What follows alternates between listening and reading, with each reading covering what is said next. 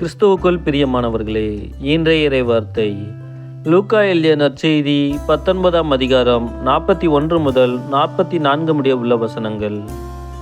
அக்காலத்தில் இயேசு எருசலேம் நகரை நெருங்கி வந்ததும் கோவிலை பார்த்து அழுதார். இந்த நாளிலாவது அமைதிக்குரிய வழியை நீ அறிந்திருக்க கூடாதா?